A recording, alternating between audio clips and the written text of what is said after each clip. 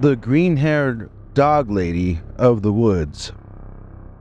Dear Scary Stories NYC, I've got a dogman transformation story for you, or I guess a dog lady transformation anyway. I don't mind what you call me, as long as you mean it in a friendly manner. You can even crack jokes about me having a dog face or whatever, although I didn't exactly ask to become a werewolf woman. It was a gift from a dear friend. I'm not entirely unhappy with it. I had to grow to like it, I'll be honest. But I've never had a normal life anyhow, so I've adjusted. In some ways it's not as nice as being a real girl, but in other ways it's sort of better than it used to be when I was human. I don't mean to say I'm not real anymore or that I'm not human. I just mean I'm only human part-time these days. I see people in your comment section asking how to become a werewolf, and others explaining methods that they claim work. Let me explain yet another way that you can find yourself becoming a werewolf woman. Or guy, for that matter. At least, according to me. And my opinions may not reflect those of this channel. Now, I went to art school and I had a few girlfriends, but I also like to spend time alone. I'd go to clubs with my girls, but then I'd head off into the woods with my dog Ninja next to me. Ninja was a mixed breed of some sort or another. That was all I knew back then. We would explore the woods together, and he would guide me home. He always knew the way back, and he always knew when we should leave, like when a bear was approaching, or some mean girls from school. He was a pretty magical friend. One day when he ate some mushrooms, so did I. I figured he would know if they were safe, since Ninja seemed to understand those woods. Well, we both went on a bit of a voyage together that afternoon, and we had to sit down for a few hours before we could stand up and walk back home. During that time when the world spun around us, and every single thing seemed to breathe in and out, Ninja talked to me. I assumed I was hallucinating, so I just went with it.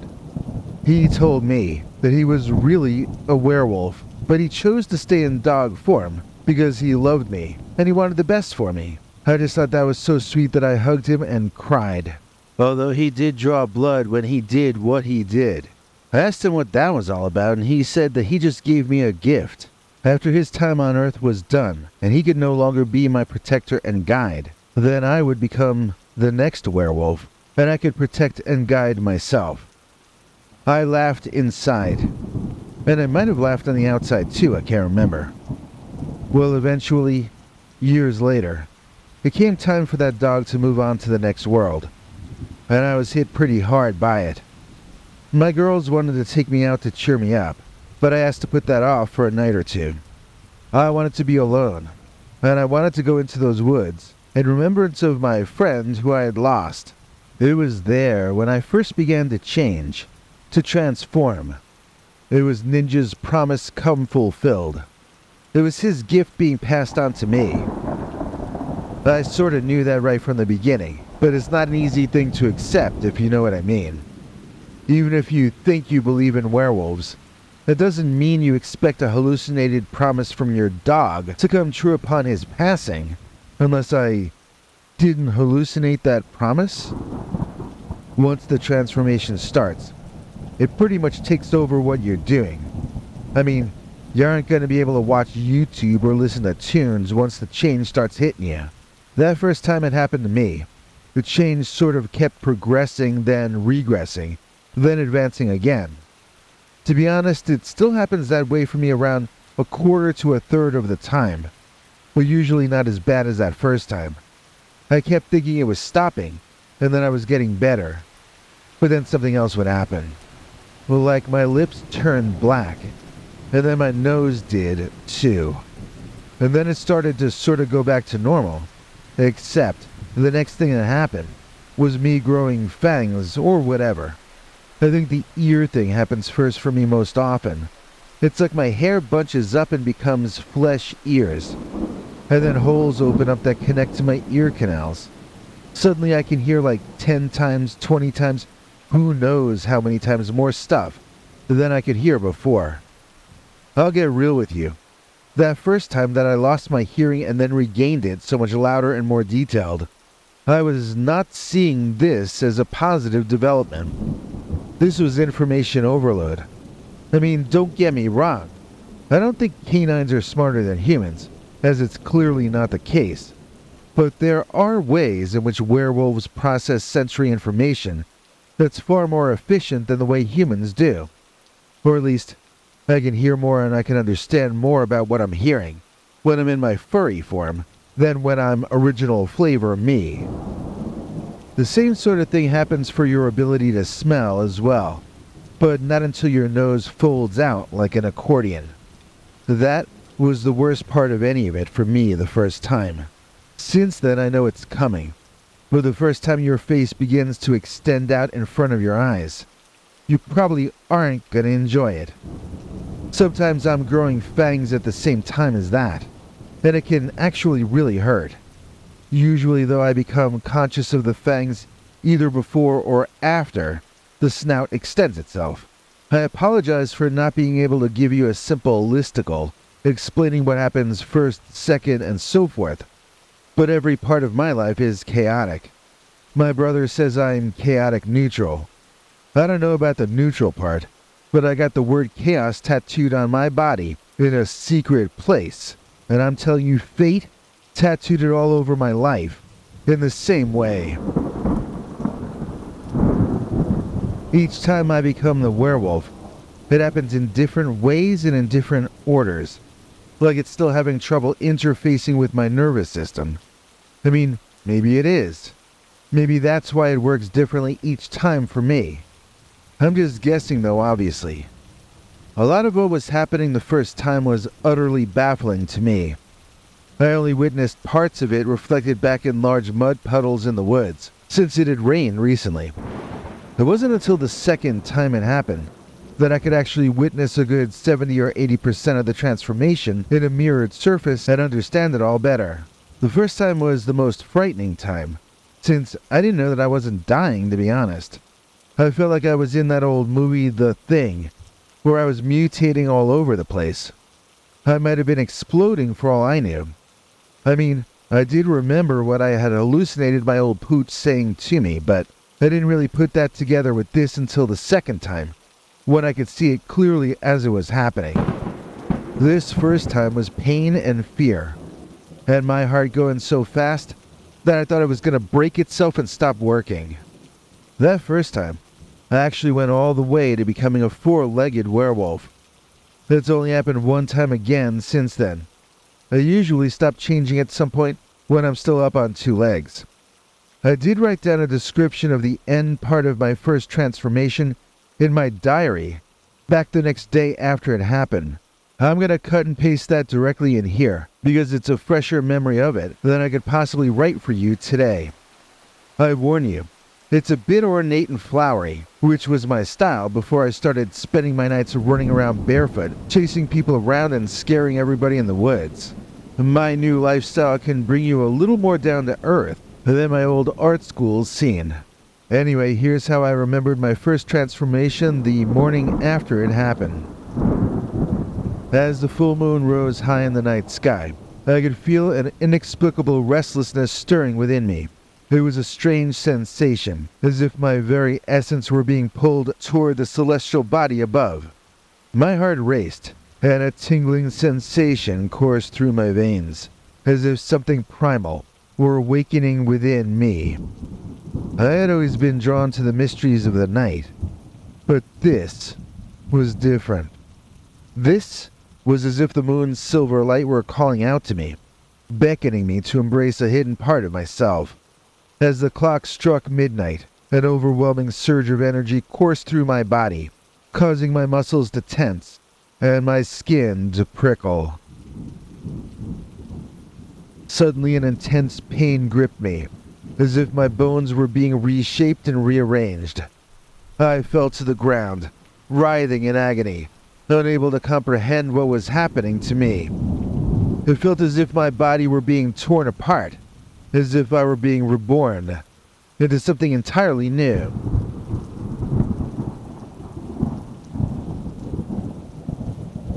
And then, In a moment of sheer terror and exhilaration, I felt my limbs elongate and contort, my fingers stretching into sharp claws. My senses heightened, and I could hear the rustling of leaves in the distance and the faint heartbeat of a rabbit nearby.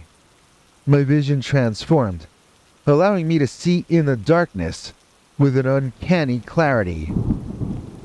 As the transformation continued, I stood on powerful legs, covered in a thick coat of fur that shimmered under the moonlight. I was a creature of the night, a werewolf. The rush of adrenaline and the raw power coursing through my veins was both exhilarating and terrifying. In that moment, I felt a connection to the primal forces of nature, a deep understanding of the untamed wilderness that surrounded me. The world seemed to come alive in a way I had never experienced before.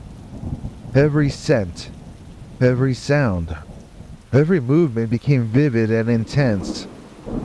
As the moonlight bathed my body, a tingling sensation began to spread from the tips of my fingers to the depths of my soul. It was an electrifying feeling, as if every cell in my body were awakening, pulsating with an untamed energy. The power surged through me, coursing through my veins like a wild river, and I could feel my muscles growing stronger, more resilient. As the transformation took hold, my senses sharpened further, and the world around me came alive in a way I had never experienced before. The air carried scents that were previously undetectable. The rustling of leaves became more beautiful than any of my favorite music, and the moonlit landscape seemed to glow with an ethereal beauty. It was as though a veil had been lifted, revealing a hidden realm that had always existed right there, but had somehow remained unseen. And then I ran. I ran so fast that I realized I had never even known what running was before that moment. I could run faster than any woman. I could run faster than anyone at all. Oh, the exhilaration of it. The wind whipped through my fur, and my paws effortlessly propelled me forward with a speed that surpassed any human or wolf. It almost felt like I was flying, my body effortlessly gliding through the night, leaving everything speeding past me in a blur. The ground beneath me became a mere suggestion, as if I could defy gravity itself. But it wasn't just the speed that amazed me, it was my new strength as well. With each stride, I could feel sheer raw power coursing through my limbs, muscles flexing with an intensity I had never known. I could leap over obstacles effortlessly, my body defying the limitations of human physicality. It was a heady feeling, a sense of invincibility that made me feel like I could conquer anything. Yet, in among the rush of power and freedom, there was also a primal instinct that emerged. The hunt. The desire to chase, to capture, to taste the rewards of that hunt. It was a part of me that I had never known existed, a deep-rooted connection to my animal nature. It was both terrifying and liberating, a duality that I struggled to comprehend.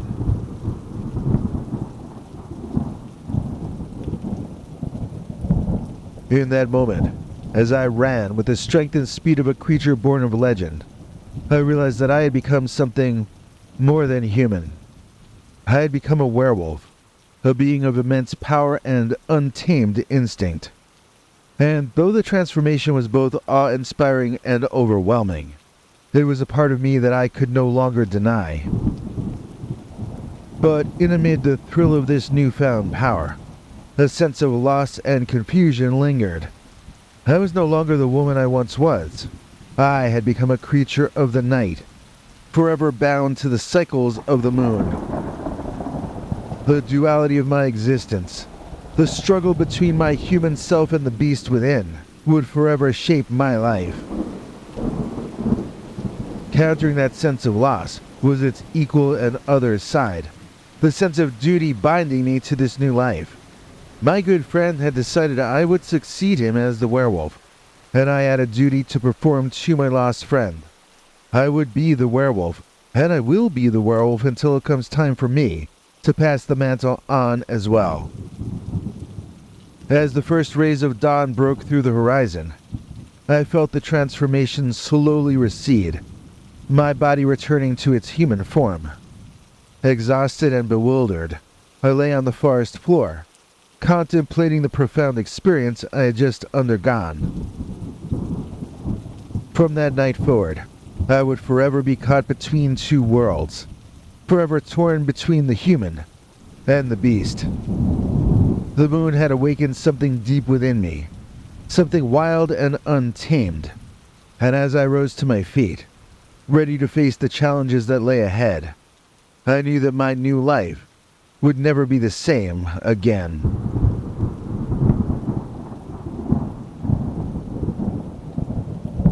Yeah, like I warned you, that was a lot more flowery than I would phrase any of it today. Also, I sorta cut a lot out, and made it seem as though it all proceeded in an orderly fashion the way they show it in the movies, you know? It was much messier than that, and a lot scarier too.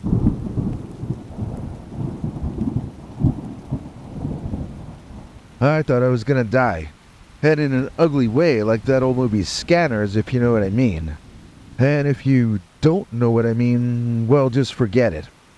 Especially if you're eating while watching this video. I thought it was lights out for me, and there actually was a moment of temporary blindness for me as my system kicked over to the dog's way of seeing things. It's sort of better in some ways and worse in others. Like, you probably wouldn't get as much out of studying a painting with dog eyes. But if you're looking to catch a rabbit to eat for dinner, then you're far better off going canine than human, believe me. Anyway, once I was more or less fully transformed, I could remember so many more things than before. I felt like I knew everything Ninja had done when he was the werewolf. And the same for the werewolf before him, and before him. There were mostly dogs or wolves that turned into werewolves. But I was not the first human or the first female in the lineage. Being the werewolf is an important function, I guess you might say. It is not an honorary position. There needs to be a werewolf in each generation. I don't know why, but I know that's the way it is. One time, one of my friends started quizzing me about all this.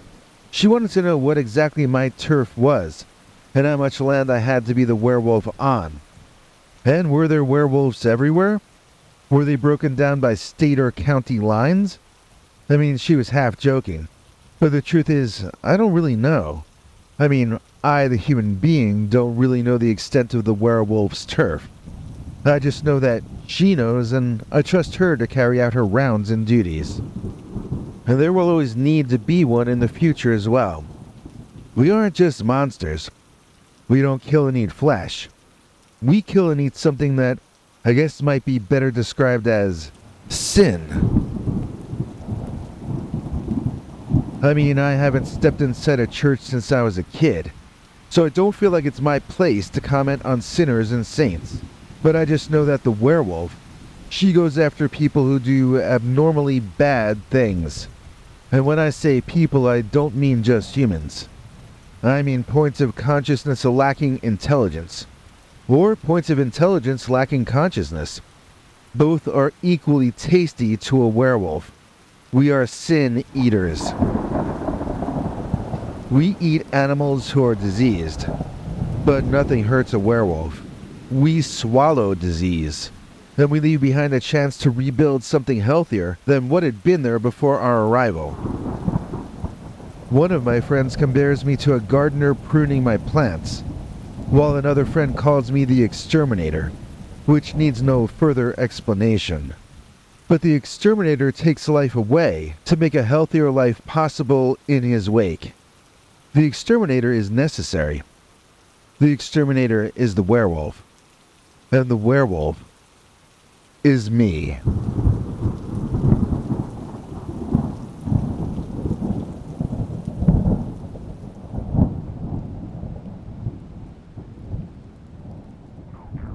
Presenting the Scary Stories NYC Back to Ghoul Notebook. This is not an electrical device. It is an old school notebook with paper inside that you write on.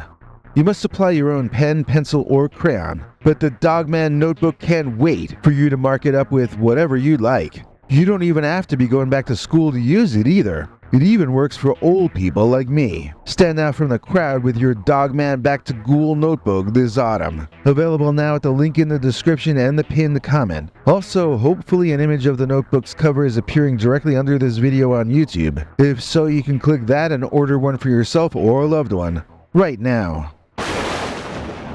Thanks, Biggie. And thanks to all of you for watching this far. If you liked it, please click like. If you'd like to see more of our work, please subscribe. And also click that bell icon if you'd like to be notified when we put out a new episode. To become an executive producer, you can donate to us through the thanks button under each of our videos or through our paypal.me/PeterBernard209 page. To receive cool perks like secret uncensored Dogman episodes far too wild to ever run on this channel, you can become a YouTube channel member by clicking the join button. Or join our PayPal subscribers club at peterbernard.com. Joining either at the $3 a month level or above gets you access to our over 25 hours of secret uncensored Dogman stories available nowhere else. Do you have a scary story about Dogman or some other kind of high strangeness that happened to you? Let us know by emailing us at scarystoriesnyc@gmail.com or by leaving us a voicemail message at 804-LA-SCARY. You may need to call back on that one. It cuts off after I think 3 minutes. And if you don't want to do any of that stuff, thank you for simply watching to the end. Good night, and have a scary tomorrow.